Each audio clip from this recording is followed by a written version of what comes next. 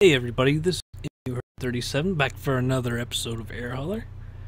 So we've gotten through all the big jumbos for a while, and like I said, I was going to go back and do some fly some of the planes I hadn't done very much, and some that we totally skipped over. And for this episode, we are going to get back in the DC-6, and we've got a really nice flight. Pretty short. Another thing I'm going to try for this is really try to use the navigation systems, the VOR and the ADF. I'm going to use the GPS too, just in the corner, but I want to really try to learn a lot better actual navigation and not just relying on the GPS. One reason I want to still use the GPS on this one is I always feel like on the DC-6, it's like the heading isn't always right. I had that problem before when I would fly with the GPS, and I'd have to keep adjusting the heading, and it was just really odd. And I actually flew this flight just a little bit ago. I actually wish I would have recorded it because it was actually pretty good, really good landing and everything, manual landing, because we're flying into a small airfield. As you can see there, only 5,000 feet. It's a really small airport. Anyway, I wish I would have recorded that, but it's like the heading is off. I'll show you, like in the last flight when I was actually trying this, it was off by about 3 or 4 degrees as we went on, so it's a little odd. But we shall get it done. Alright, so I've already got this stuff loaded. So we're going to fly these jobs. Alright, we're in the DC-6, the third one, down in Memphis. There we are. As you can see, it's 248 miles, so it shouldn't take too long. Alright, everything is loaded. We are jam-packed with fuel. I had to actually offload some because there's so much on there. We're a little overweight. Well, not overweight, but can't carry that much cargo when you're full, but for us it doesn't matter. It's these daggone AI pilots. Alright, so we're going to go ahead and fly this. Make it 12 noon. That's pretty cool. And let's move on to the cockpit. Alright, everybody. We're in the cockpit. As you can see, it started up. I can't really find any checklist for the DC-6. There's one for 2004, FS 2004, but it obviously doesn't work with this one. And this is from Just Flight, and not everything is operational, so not really that easy to start up for us. Let's go up here and right here to Flight Planner, and I'm gonna load. I've already made the flight plan.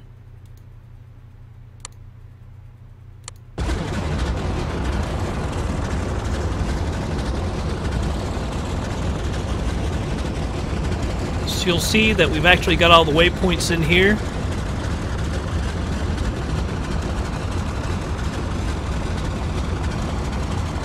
Alright, now I'm going to go ahead and put in our first navigation, which is 109.6. Obviously it won't move until we get up in the air. Our second one will be 111.6. And I'm going to put this to 368.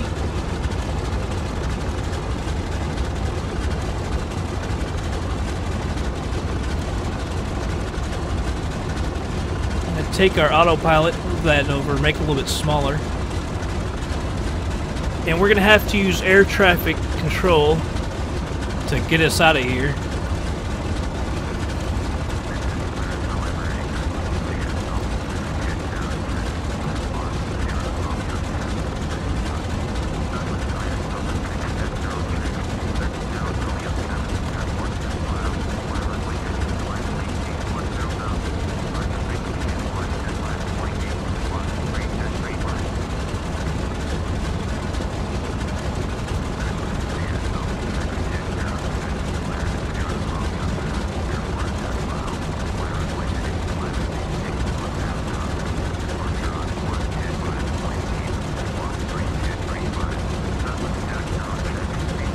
I'm not sure if you guys can even hear that. The engines are really, really loud.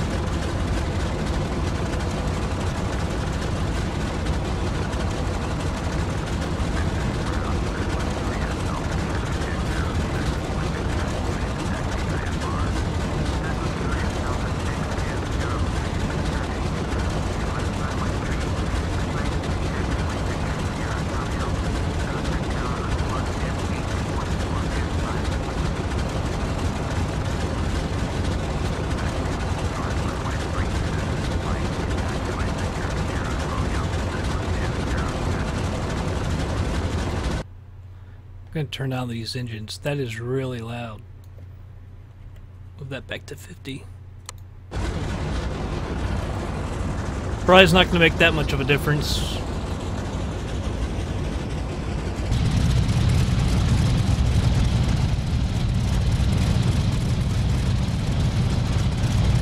Alright, so we'll go ahead and get our pushback.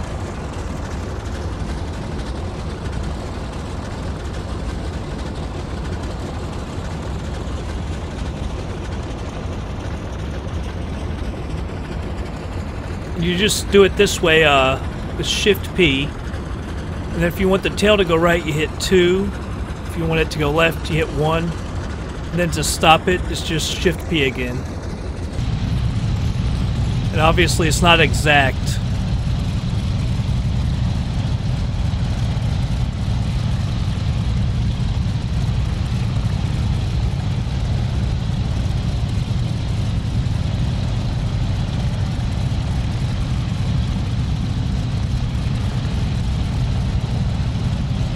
Alright, we'll go ahead and stop it here. And I'm not going to make you all watch the taxis, so let's move on to the runway. Alright everybody, we're at the runway. I actually had to restart FSX a minute ago, and I turned down the sound a little more. Hopefully that helps. I don't know, I'm surprised these engines are so daggone loud. Alright. Landing lights are on. Beacon and position light are on. We have permission to go ahead and take off. Go ahead and trim this just a little bit.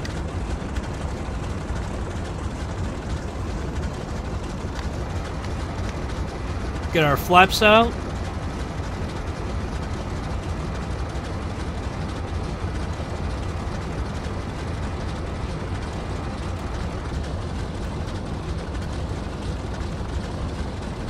Alright, let's go ahead and take off.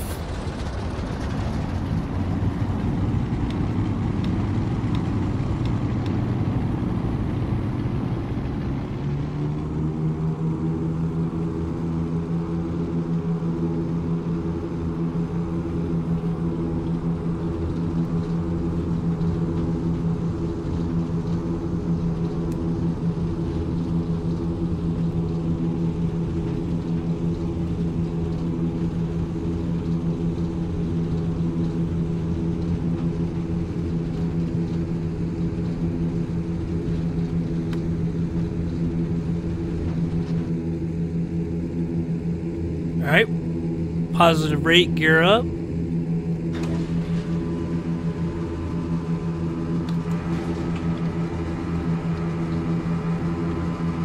Gonna go ahead and move our altitude up to 18,000, which is our cruising height.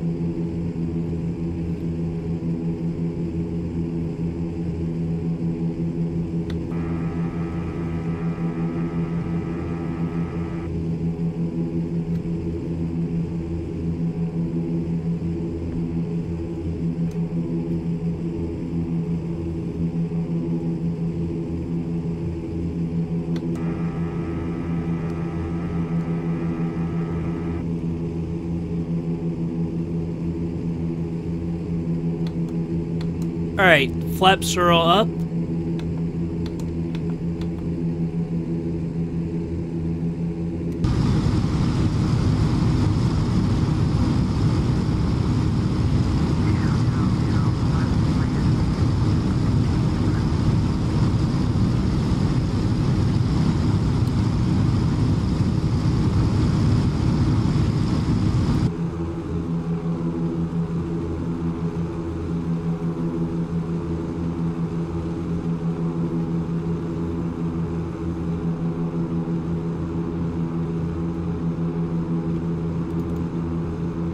Alright, let's make our left turn and head to south. I believe it's southwest we're going.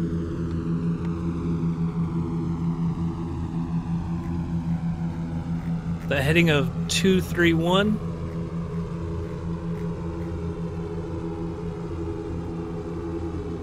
It's really weird. Here's our heading indicator. And as you can see, it's stationary, just this moves. It's kind of odd. Odd to get used to, too. And it's really been messing me up. And you can see here is our navigation that we're going to be using.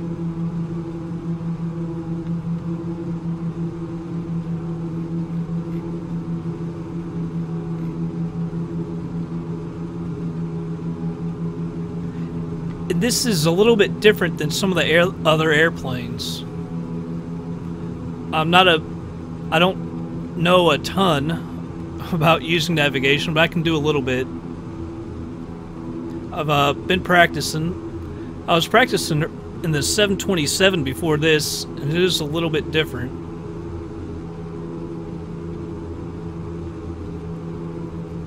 Alright, we're going to go ahead and flip our autopilot on. We're going to use navigation. We're going to have to raise this back up to 18,000.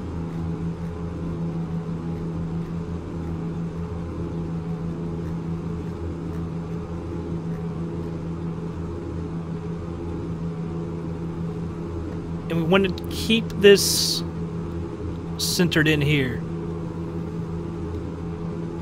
And one thing about this plane, I don't think I ever showed it in the first one. You do have this little radar down here. This is what it looks like bigger. And you can, of course, add things to see the VORs, the NDBs.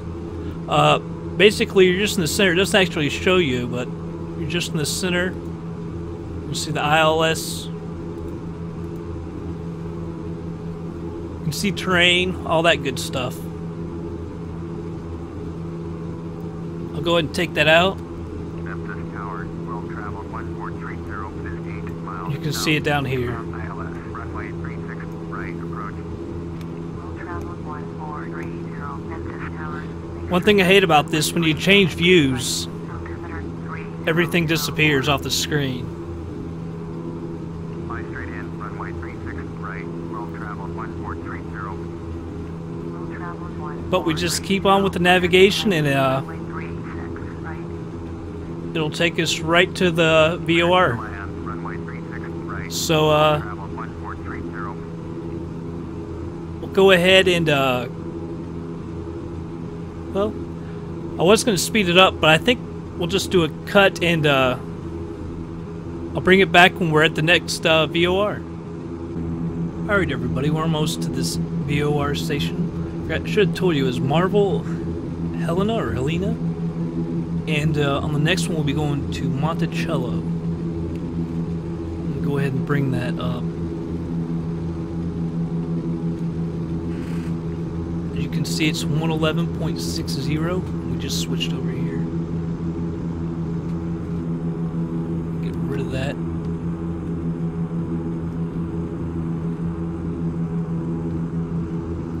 So we'll make our adjustment over here. Wrong way.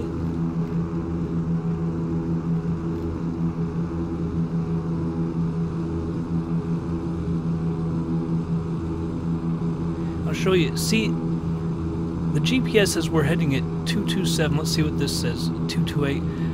A few seconds ago, it was like 3 or 4 degrees off, and that's what it ends up being off towards the end of the flight. And that's another reason why I'll do the cutaways instead of just speeding it up. I don't want to speed it up when I'm using navigation. It's gonna really probably screw me up. So, like I said, I'm not even really comfortable, all that comfortable using nav, but. I don't know, so far it's so good. Sending a little too quick now. So we're on our way over to the VOR at Monticello. And as you can see, we're 77 nautical miles away. And we'll be back when we cross over at Monticello. Alright everybody, we're closing on Monticello. I want to point something out on the last one where you saw me start messing with the navigation. That's because in this plane, nav hold automatically clicks off when you've crossed the beacon. And the other planes that I've flown, they don't do that, and they actually try to fly around and everything. So the nav, when I was moving it, didn't actually matter. What happens is you fly on the heading, which in this case was 221, and this will eventually come alive. That's at about 60 nautical miles, I think this one clicked on. But next up is, I guess it's Ruston, 74 miles. And as you can see, with this one, it's a little bit different. What you do is we actually fly on a heading. As you can see, it says it's at 218. So I'm going to move this to 218, and we'll actually fly heading. The NDB is a non-directional beacon, and so you just find the heading and you just enter it in, and you have to adjust it along the way as well. So about 71 nautical miles to Ruston or whatever, and meet you back when we're getting close. Alright everybody, we're almost at Ruston. As you can see this is the weird thing about this plane. We're now flying heading 230, but on this, the GPS says we're like 225, now 226, so it's off a few degrees. Now, there's no nav aids at this airport, so what we're going to do is we're going to fly to heading 224, which is technically not going to be 224 because, as I said, this thing is off. But I think the closest nav aid is like 20 or 30 some miles, nautical miles away. So basically just going to fly to it, and I guess we just have to visually locate it. But shouldn't be too hard. We're going to be landing on runway, I believe it's 18, so we'll just fly in and then make a left to the airport. So we'll go ahead and skip ahead until we're getting close. Alright everybody, we're closing on the airport. As you can see, it's right over here.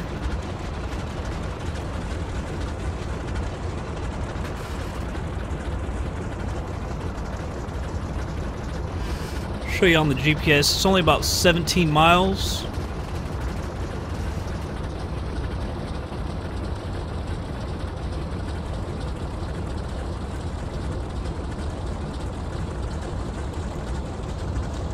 Go ahead and kill the autopilot.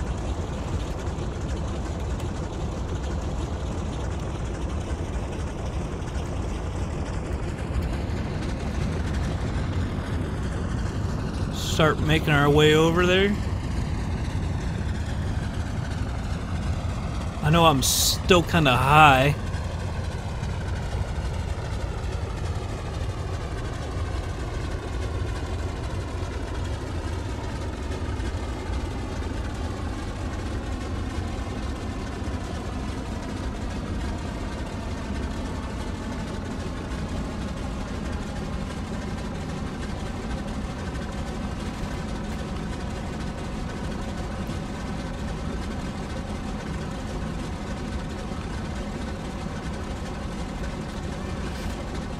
See something on the GPS, that's why.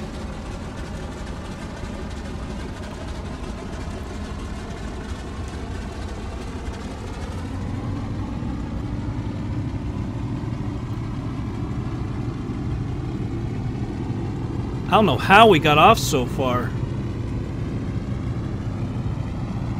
Started looking at that, I was like, I don't see any runway.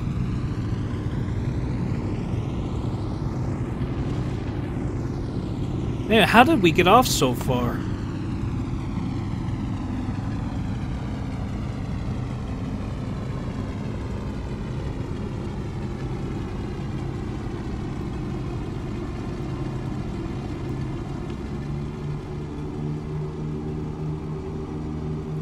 I have no idea what in the world just happened.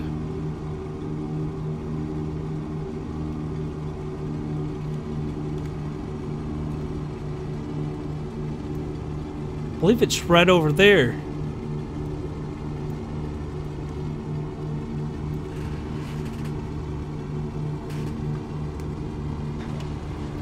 Go ahead and drop our landing gear. We need to get down.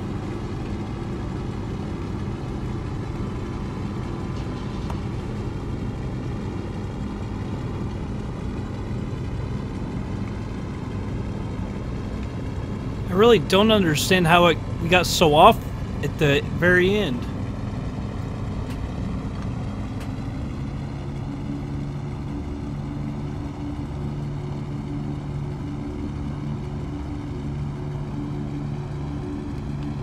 It's gonna make it for a lot harder approach too.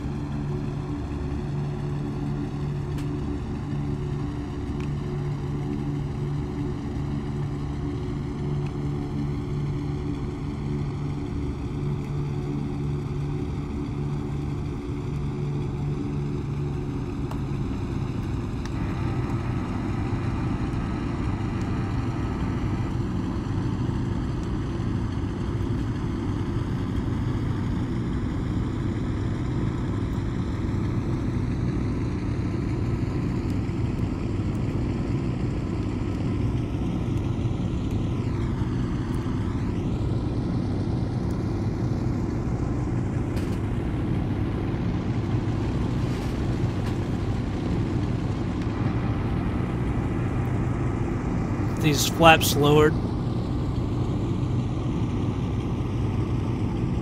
The elevation is like about 150 feet or so. So we do need to get down. About 2,500.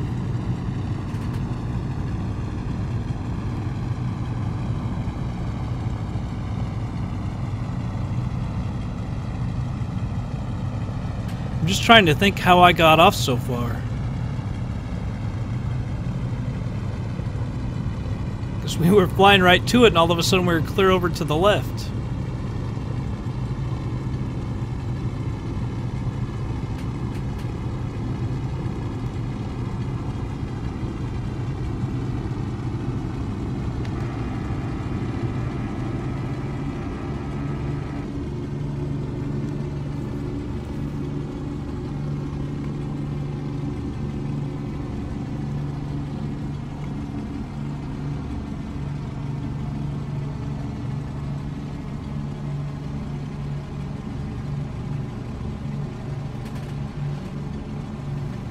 I believe that's it right here. I can't be for sure. Yeah, that's it.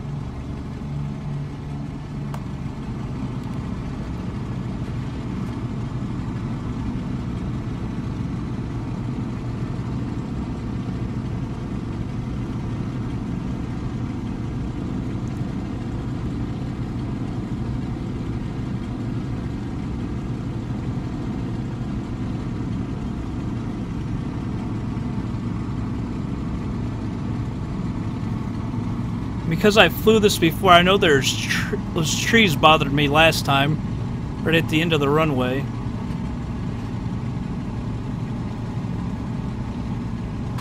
But a little bit closer than you think.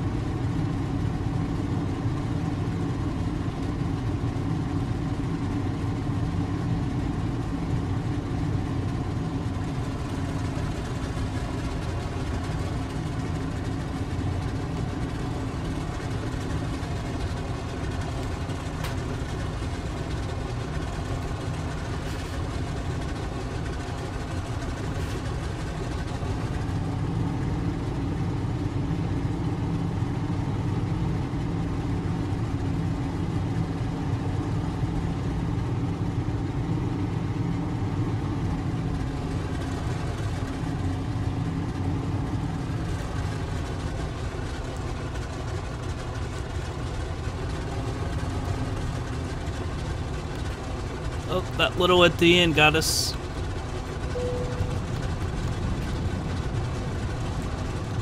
It says it was an okay landing. Not picture perfect, but it was safe.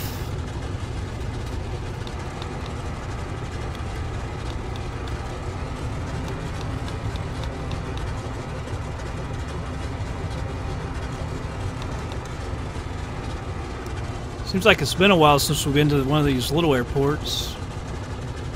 Maybe a time or two in one of the big planes.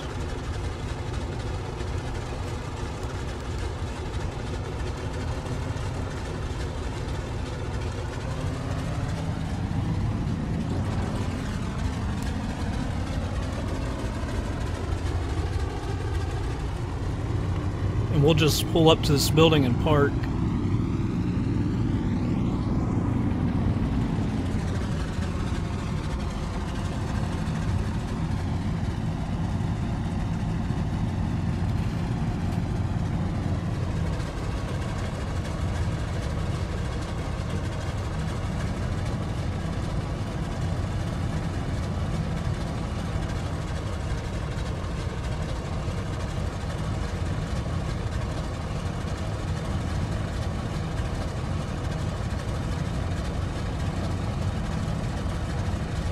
Alright, go ahead and park it here, put on the parking brake.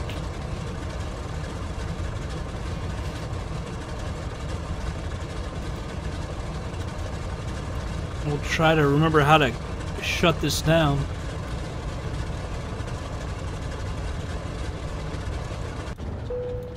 There we go. Alright, now that's all shut down, let's go over to air hauler. Alright, we're here at air hauler. Go ahead, well, just do it this way. Go ahead and unload.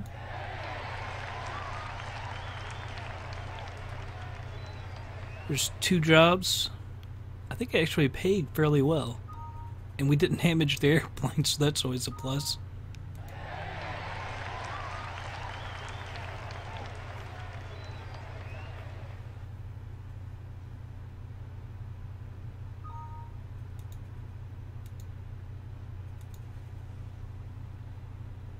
Can't remember how much I paid. This thing ever closes.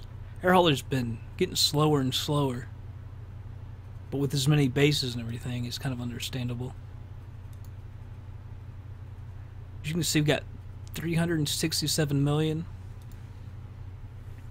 We have a chick, Megan Perkins, was flying an MD-11, and the other day she got it down to 44%. And look at that. I had to pay almost 18.9 million to fix that plane because of what she did. It's crazy. And we had to do a check at the same time. What if you're repairing it? Why do you have to do a 100-hour check? That makes no sense. So 19.5 million on that plane. Jeez, that's crazy. Anyway, so we brought in what, 270,000 roundabout? No, we got a lot more than that. 290,000 minus fuel and all that crap. There's nobody to hire, but we got everything pretty good. We're obviously down here. I'll try to find something else, maybe New Orleans or something, but I'll fly that on my own to the departing airport. That's a little far right there. But I figure we'll probably do at least 2 more DC-6 flights. I'll probably do the next one just like this one. And maybe on the 3rd one we'll try, no GPS at all. And try to make it a little bit harder. But that's it for this episode of Air Hauler. And I'll see you guys on the next flight.